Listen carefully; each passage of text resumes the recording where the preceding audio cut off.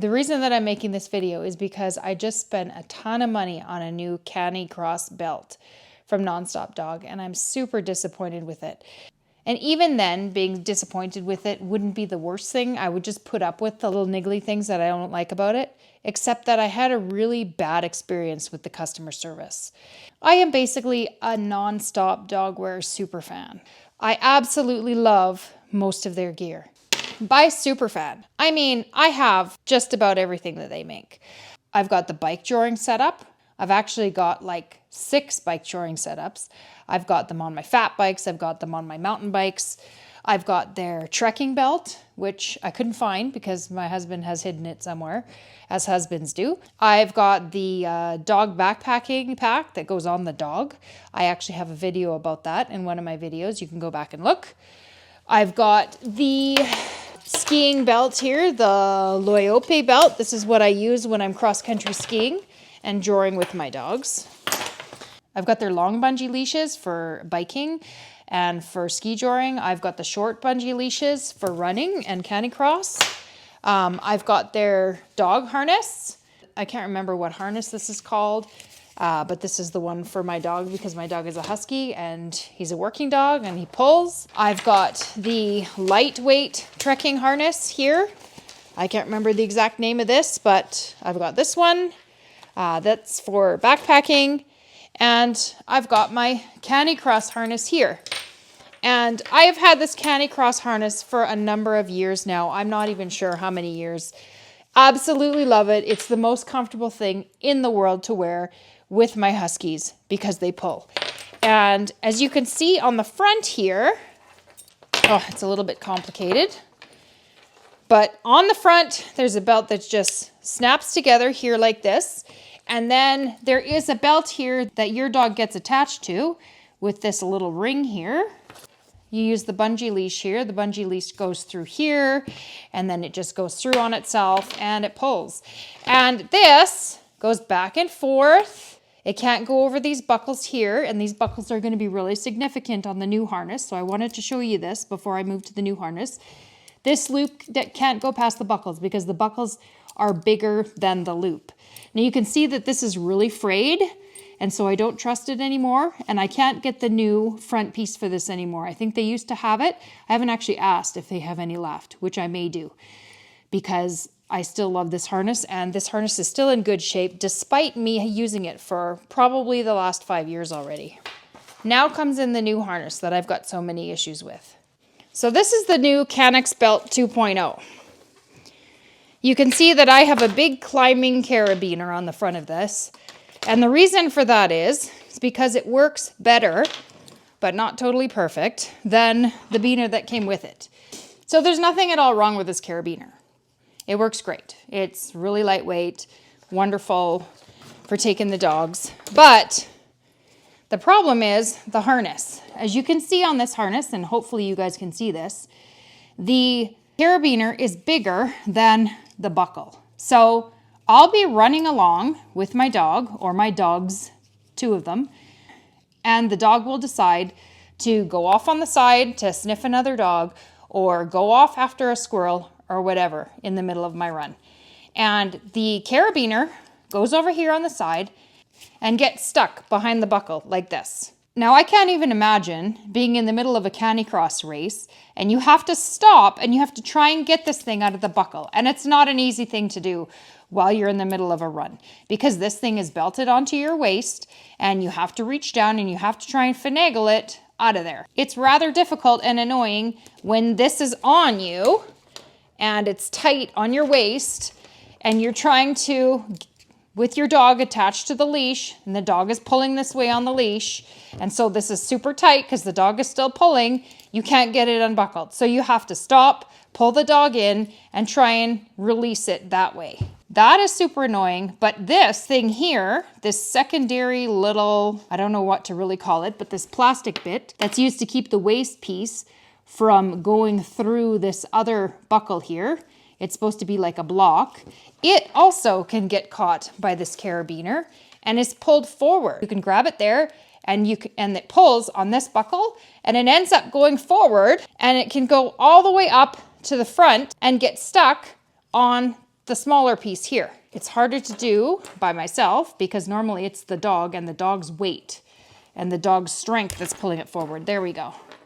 So you can see that now this is up at the front and the carabiner cannot freely move across this because that buckle is in the way. So it's too bad that we can't use this carabiner because it's a really lightweight carabiner, and it's the same carabiner that they give you with the lightweight trekking belt here, but I don't seem to have the same problem with this lightweight trekking belt. And the reason for that is, I don't know if you can see the difference in how the two buckles are sewn, but on this buckle, the sewn piece actually comes over the top of the buckle.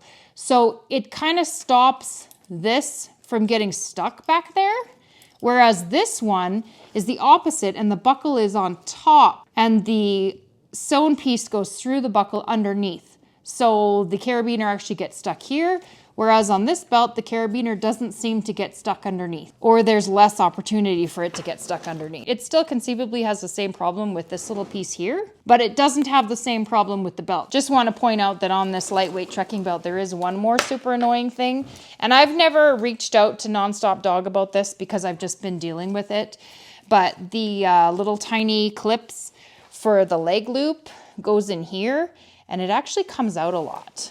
I'm gonna have to put some kind of tape or something in there just to stop this belt from coming out. So there's something else that Nonstop can actually improve on. Maybe make that fixed. Don't have it be able to come off so easily.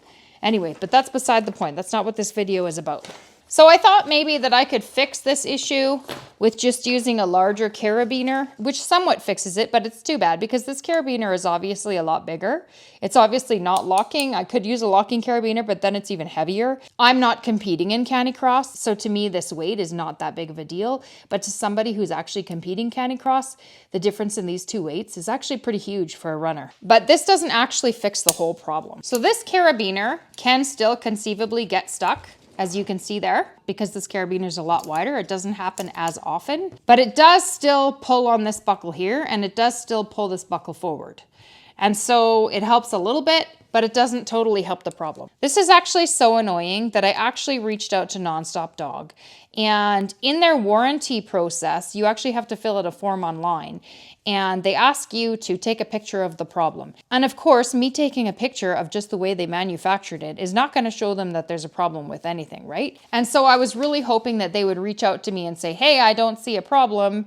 Can you explain to me what the issue is? But instead of having that kind of really good customer service, I got an email back that I took as a little bit down-putting, just because the person that replied just automatically assumed that I was using the belt for something other than what it was supposed to be used for. She assumed that I wasn't using it for canicross. And canicross is something that I've been doing for a long time with my dogs. So I'll read to you what she has. It says, hey Angel, thanks for filling out the form. The Canex Belt 2 is designed for forward pulling.